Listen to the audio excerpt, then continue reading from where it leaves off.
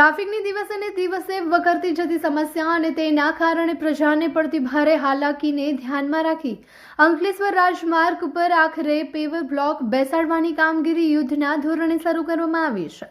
લાંબા સમયથી traffic jam અને માર્ગની ખસ્તા હાલ સ્થિતિને કારણે નાગરિકોને મુશ્કેલીનો સામનો કરવો પડતો રહ્યો છે, જેને ધ્યાને લઈને નગરપાલિકા દ્વારા તાત્કાલિક પગલાં લેવામાં આવ્યા છે।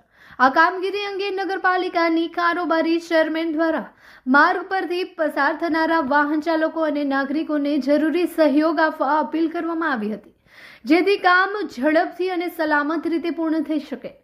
હાલ એક તરફનો રોડ આગામી 3 દિવસમાં તૈયાર થઈ જશે, જેમાં 80 ટન વજન સહન કરવાની ક્ષમતા ધરાવતા મજબૂત પેવર બ્લોક બેસાડવામાં આવી રહ્યા છે।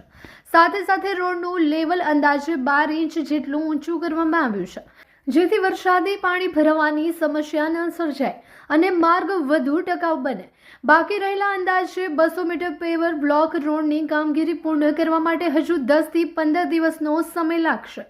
નગરપાલિકા દ્વારા કામ દરમિયાન ટ્રાફિક વ્યવસ્થા જળવાય તે માટે જરૂરી વ્યવસ્થાઓ પણ કરવામાં આવી રહી છે।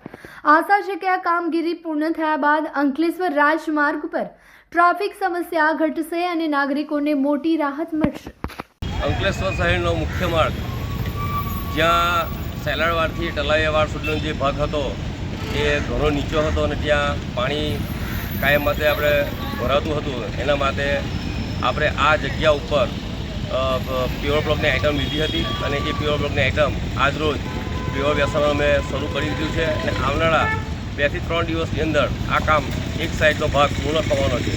માટે અંકલેશ્વર નગરપાલિકાના કારોબારી ચેરમેન તરીકે હું અંકલેશ્વર નગરજનોને એક નમ્ર વિનંતી કરું છું કે આપ સૌ આ કામમાં ટ્રાફિક બાબતે અમને સહકાર આપો, એવી હું આપ સૌ પાસે આશા અપેક્ષા રાખું છું।